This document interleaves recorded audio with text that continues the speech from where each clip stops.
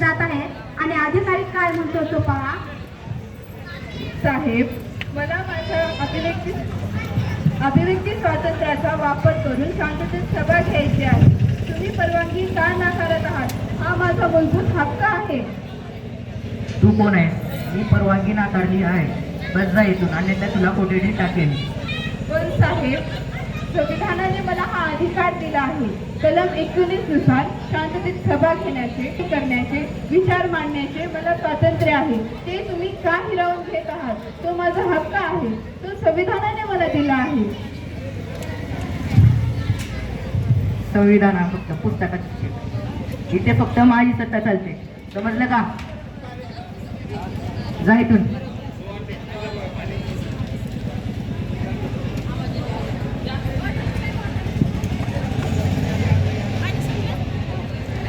जेव्हा एखादी शक्तिशाली माणूस सामान्य माणसाचा हक्क ठराव, तेव्हा सामान्य माणूस कुठे जाणार? जर संविधानाने ताकद दिली पण ती मिळवून येण्याची ताकद दिली नसेल तर ह्याला काही अर्थ उरला नाही. म्हणून डॉक्टर बाबासाहेब आंबेडकरांनी कलम 32 ची रचना केली आहे, ज्यामध्ये सर्वांना सर्वांचे हक्क मिळू शकतात.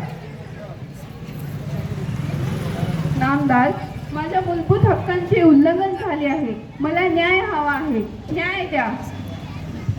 अशोक, भारतीय संविधानाच्या कलम 32 नुसार तुला हा अधिकार आहे की तू तुझ्या हक्कांच्या रक्षणासाठी थेट माझ्याकडे म्हणजेच सर्वोच्च न्यायालयाकडे येऊ शकतो. पण साहेब, हा तर छोटासा विषय आहे ना, इथेच क्लोज करूया आपण. शांत बसा. या न्यायालयाला 5 प्रकारचे प्रादेश काढण्याचा अधिकार आहे. नंबर 1, बंदी प्रत्यक्षीकरण. जर एखाद्या व्यक्तीला बेकायदेशीरपणे अटक केली असेल तर न्यायालय असा आदेश देतो की त्या व्यक्तीला प्रत्यक्ष हजर करा. नंबर 2, परमादेश. जर एखादा सरकारी अधिकारी त्याचे कर्तव्य बजावण्यास नकार देत असेल तर त्याला आदेश देणे हा न्यायालयाचा अधिकार असतो. नंबर 3, प्रतिषेध. कनिष्ठ न्यायालयाला अधिकार कक्षेबाहेर जाण्यापासून रोखणे. नंबर 4, अधिकार पृच्छा. एखादा व्यक्ती कोणत्या अधिकाराने ते पद धारण केले आहे हे विचारणे.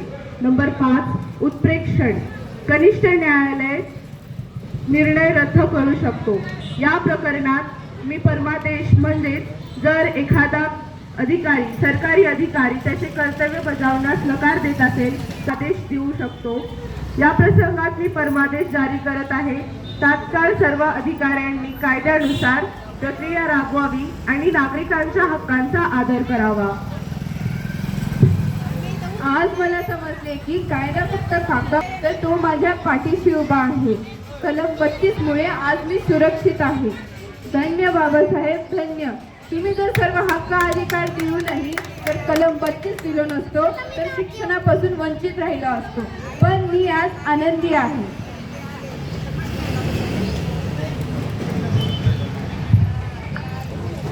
कलम 32 बद्दल बाबासाहेब म्हणतात की मला जर संविधानातील सर्वात महत्वाचा कलम विचारलं तर मी कलम 32 चे नाव घेत, ज्याशिवाय हे संविधान शून्य आहे.